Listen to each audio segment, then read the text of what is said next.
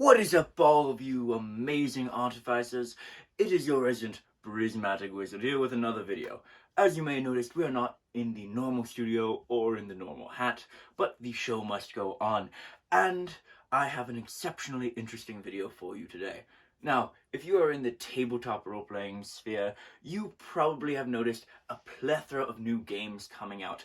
Tales of the Valiant, DC-20, Daggerheart, the 2024 expansion of 5th edition, all coming out right around the same time.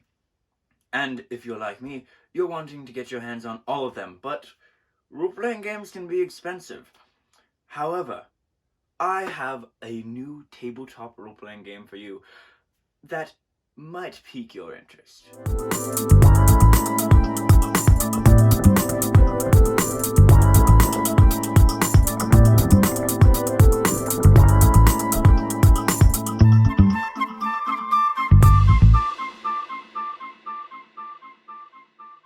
The game I'm talking about is Ironsworn. And before you roll your eyes and scroll on to the next video, I want to tell you one of the best things about Ironsworn.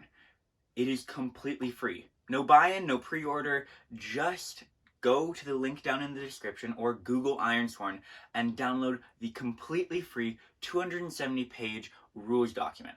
It's incredible, full of ideas for cooperative play, guided play, or even solo play.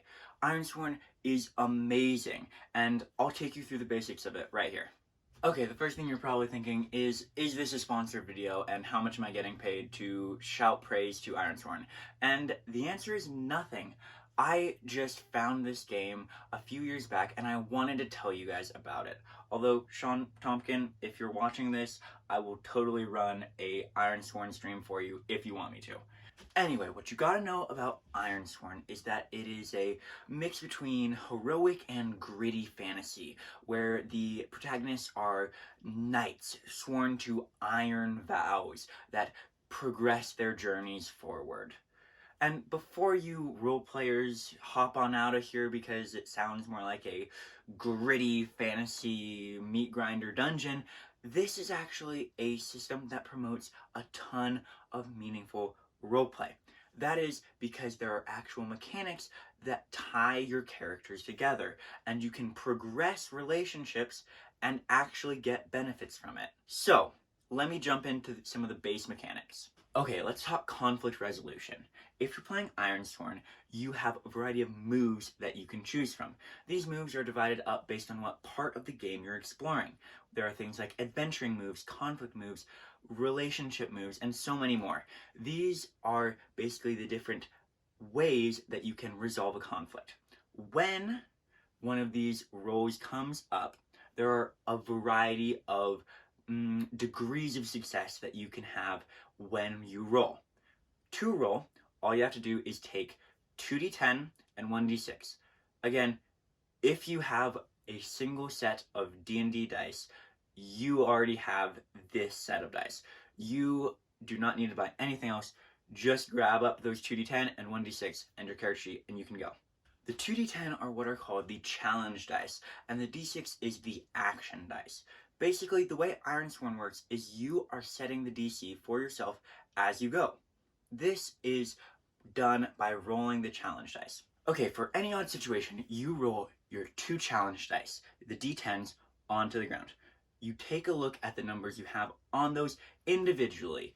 Then you take your action dice, the d6, and roll that, adding any applicable modifiers.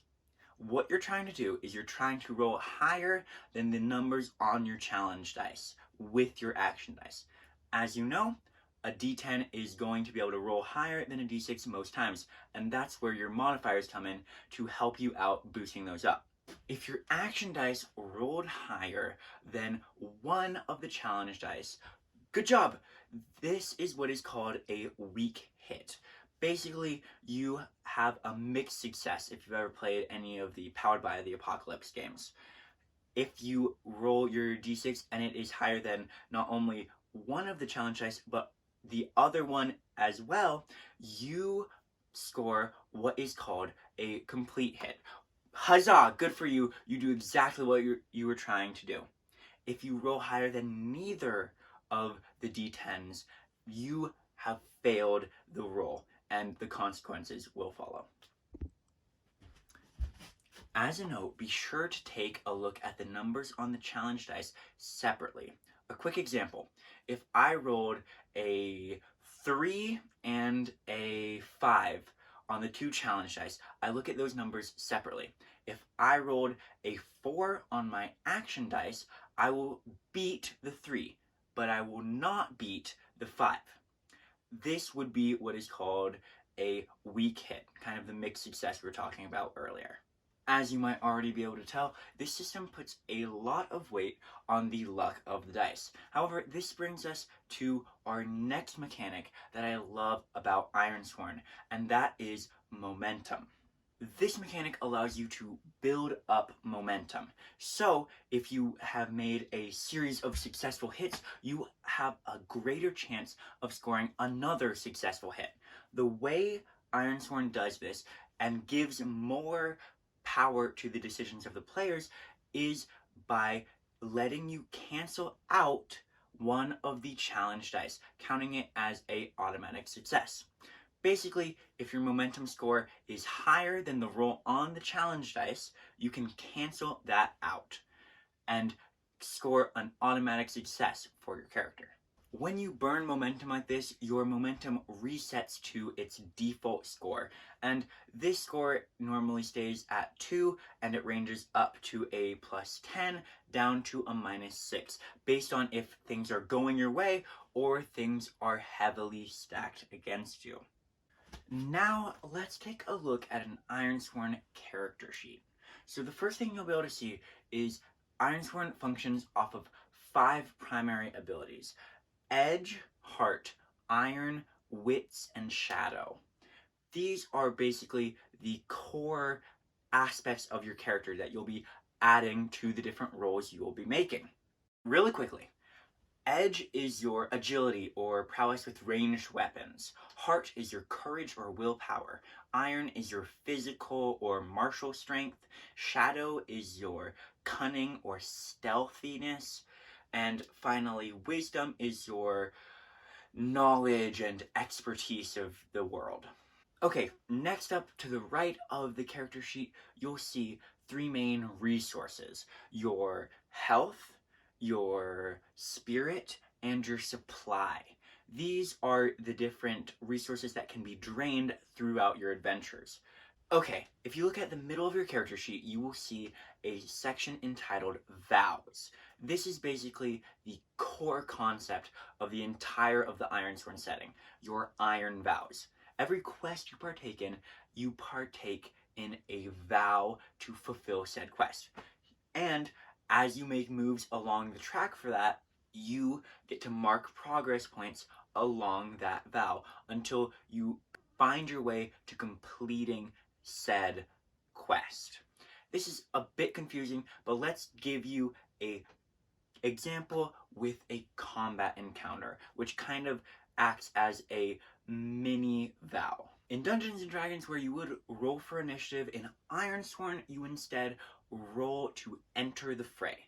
Basically, first you establish the enemies and how powerful they are, then you make a roll.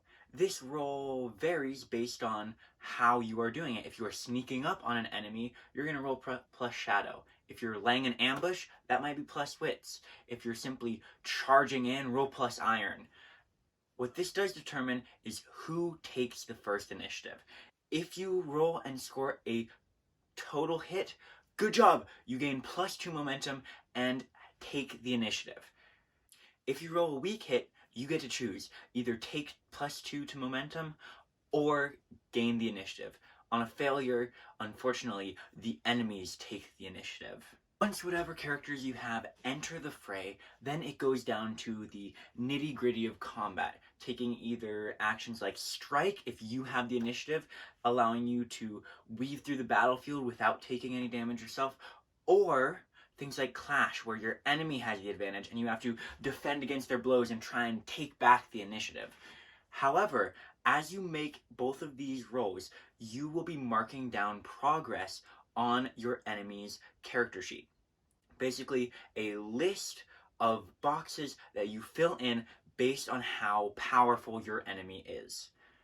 Once the fight has come to a climax and you make a decisive action and score a complete hit, you can take a special progress move. This is basically like wrapping up this individual goal. What you're going to do is you're going to look at the marks you have done on the enemy, basically the number of completed check marks you have on their boxes, and roll your 2 challenge dice.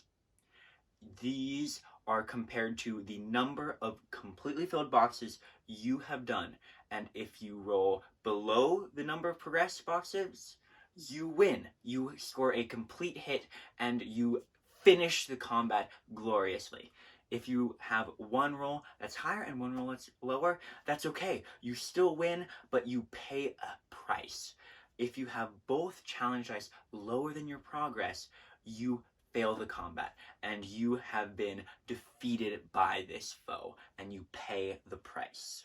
All the other aspects of the game, including exploration and completing your vows, all have a similar progress move at the end where you roll your challenge dice and compare it to the progress you have scored on that quest. This is a super interesting mechanic because it gives you a way to play without a game master telling you when you have or haven't completed a quest. Now that we've covered some of the basics, let's talk about the things that set your specific character apart from others, and that is your abilities. In Ironsworn, you have these abilities laid out as assets.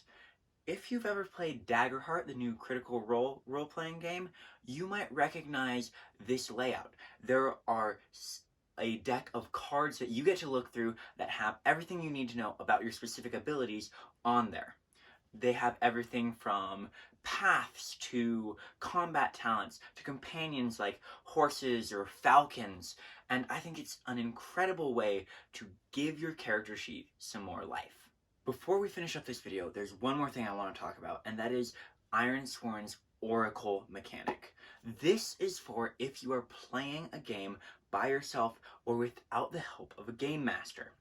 In situations where you would turn to your game master and ask what the town looks like or who this person you're meeting is named, you get to roll. You basically have a ask the oracle roll, and you roll on these massive tables that they've compiled in the back of the book, which is awesome. I've looked through these as a game master myself just for inspiration and seeing what I might be able to throw at my players. I really encourage you guys to go take a look at the Ironsworn rulebook, even if you're not going to play it. It's always fun to look at what different games are doing and compare them to the games you're actually playing. I just covered some of the very most basic things for this game, and there is so much more to look through, including an entire setting that's given to it, all the equipment and different enemies you can face, and how quests work at all. Alright everyone, that's the end of the video. Thank you so much for watching. If you like this video, go ahead and give it a big old baby's hand-sized thumbs up, and subscribe for some more Prismatic Wizard shenanigans. As always, check out other videos on the channel, and be sure to drop down in the comments and let me know what other RPGs I should check out and break down for you guys. Check out Ironsworn if you thought this video was cool at all, and yeah, until then, keep it chromatic.